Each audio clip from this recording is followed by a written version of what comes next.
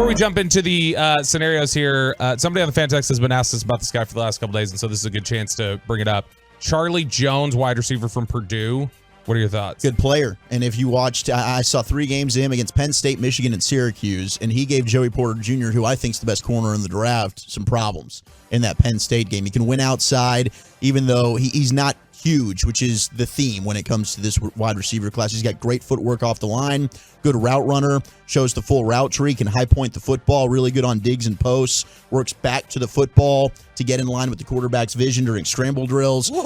You know, he makes I'm getting some goosebumps right here. See, he put in work. Yeah, he makes things easy, and he looks effortless at times. Like, this is a dude that was a target machine. Aiden O'Connell was looking his way. He also had a good tight end, Peyton Durham, as well. But Charlie Jones is a player, mid-round wide receiver. If you want to take one, I'm a fan. Does Chiafalo get upset that you know more football than him now? Yeah, he's upset about it. Is he? Hey, that's what happens. I got to start calling him Pippin. When you have I'll start calling him Bill about time you came around, Yeah. Sean. No, he's got 3 kids. I mean, he's just not able to watch as much as he used to. So we've got Bleacher Report has this list of the 3 worst case draft scenarios for the Cowboys at 26. And I think this list is interesting because at least 2 of the 3, I don't think they're bad scenarios at all. And then the other one I'm kind of mixed on. But Okay. I'm interested for your thoughts on this, Zach. The first one, that is a worst case scenario according to Bleacher Report, taking Jahmyr Gibbs, Alabama running back, at number 26. Now, Choppy is ready to have an aneurysm if they take Bijan Robinson. Why? So because he thinks running backs don't matter, he wants to play 7-on-7. There is I am a very forward-thinking individual. He watches more football than all of us. I would only if I was a GM. It's about replacement cost, right? That's why Sure. So the replacement cost of a running back is very low. You can find one very cheaply on the open market, and that's why you wouldn't draft one in the first round. I would only draft a quarterback, wide receiver, tackle, edge, corner in the first. You don't agree in the devaluation of running backs? I do in the top half of the draft. Not in the bottom. Right, first 3 rounds. When you're picking 26, First 3.5 rounds. I top think half the of draft. value of Stop Bijan is way too good to pass. And Bijan is who or what? Bijan to me is the 4th best player in the draft. I'm not comparing him to Barry Sanders. I think Bijan, to me, That's good. He knew what you were trying to do. this is what sets Bijan apart is you can utilize him as just a weapon because he is so good as a receiver as well. So there's some teams that have talked about using Bijan as a Deebo Samuel type player, right? And if you're doing that, I mean, are you knocking the pick? If you're able to get the absolute value and he's the best player at his position for 3 to 5 years, I don't see why that's a bad pick. What is your top 5 in order? Top 5 of your board? For running backs? No, period. Oh, I've got number 1, Jalen Carter. Number 2, Will Anderson. Number 3 is Bryce Young. And then number 4, I've got Bijan. Number 5 is Tyree Wilson from Texas Tech. Oh, Get your guns up, Sean. Wow. I'm out. You're out on. Oh, that's right. You're all about 'cause they didn't Vandy take players the now. godson? He's showing my godson. Yeah, he's all about the Vanderbilt guys now. So Jahmyr Gibbs is listed as a worst case scenario here, which I think Jahmyr Gibbs is a good player. I still have I questions. don't think there's any way they take Jahmyr Gibbs. I don't think so, but I still have questions about whether he can run between the tackles. That's an issue. Yeah, he's 5'9". He's 5'9", but the reason they think it's a bad pick is not because he's not talented or anything else. They say he's overlapping with Tony Pollard in skill set. I think that is not a terrible evaluation. I don't think it matters because I don't see Tony Pollard being here for more than a year. Well, Stephen Jones told us during the press conference the other day we'd like to sign him up for 3-4 years. What would be wrong with having 2 Tony Pollards?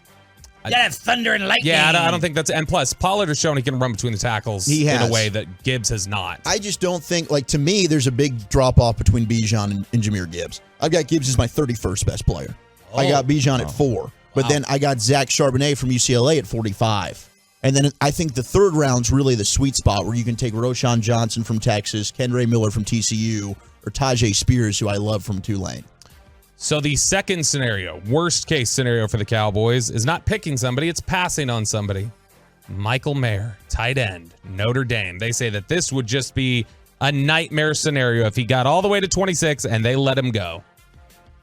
I don't think it would be a nightmare scenario if they let him go because tight end's so deep, and there's a lot of other tight ends that I like. Now, I'm not anti-Michael Mayer like you are, and I thought it was very interesting. I'm not anti-Michael Mayer. Yes, you are. No, I'm not. You don't like him. It's not. See, here's the thing with Mayer, right? He's clumsy. He doesn't look smooth. Dalton Kincaid and Musgrave, who Bobby likes a lot from Oregon State, they are way more fluid. They're faster. Mayer's production, though, is also there, and it's effective. It's just not effective in the same way. It's like Luka and Ja. Ja's sexy. Luka's slow. Some people say he's boring, but it's effective. Michael Mayer can stretch the field, but he'll ping-pong off of guys, right?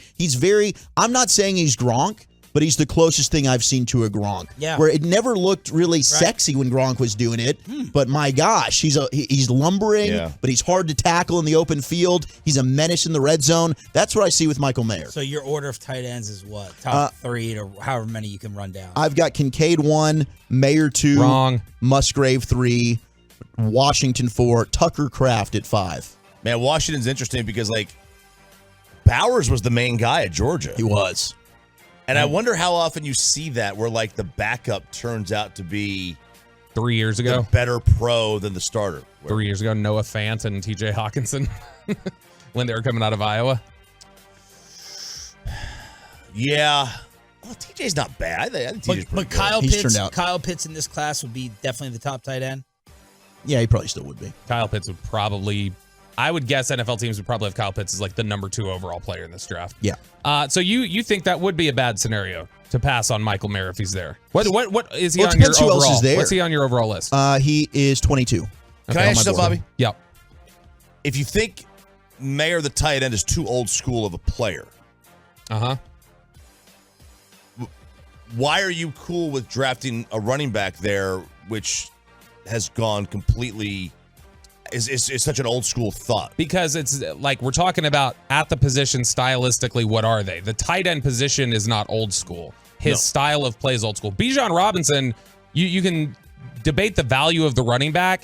His play style and his ability is so above the league average running back that I don't think applies to Mayer. Like I said, Mayer to me is a well-rounded mid-range, like a well-rounded guy who is an excellent mid-range shooter in the NBA today.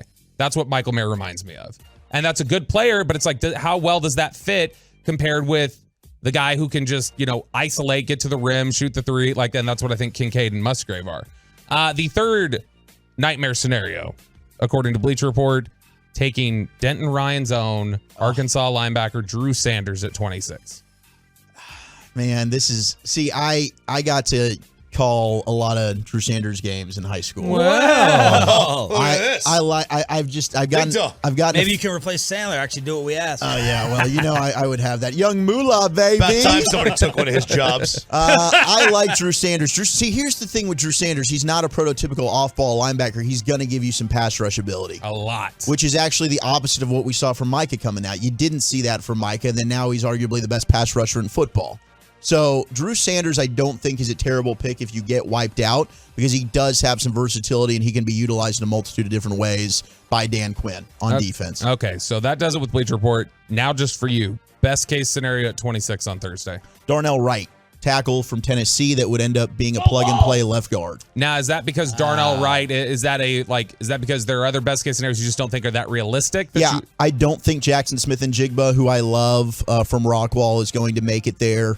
And I don't think Joey Porter Jr. from Penn State, the corner, is going to make it. I don't think he'll get to 26, but there's been a lot more chatter about him starting to fall down the board a little. It's very weird. But Darnell Wright, I think, is one of the more underrated tackles in the draft. And he played his best against the best talent. Will Anderson from Alabama, B.J. Ojulari from LSU, two of the better pass rushers in this draft. Darnell Wright held his own. I think, and it's not a knock on Terrence Steele, who I think has been an exceptional player and has gotten better every year from where we thought he was. But Darnell Wright would probably be your best right tackle when you drafted him day one. Is it hard to evaluate offensive linemen? I don't think it's not as hard for, I don't know. To me, no. I think that I played it for a little bit. Whoa. Very What lightly. do? Very lightly. Where? I wasn't good, okay? What school did you go to? Plano Senior High. Ooh. So I was playing at Haggard Middle School, baby. Okay. All right. There you go. Your middle school reps. We're going to bring Luca on to evaluate I was all pitching sitting in mechanics. middle school, put the ball wherever I wanted. All right, worst case scenario. Worst case scenario? Yeah. Who's the Cowboy possible target that you're like, please no?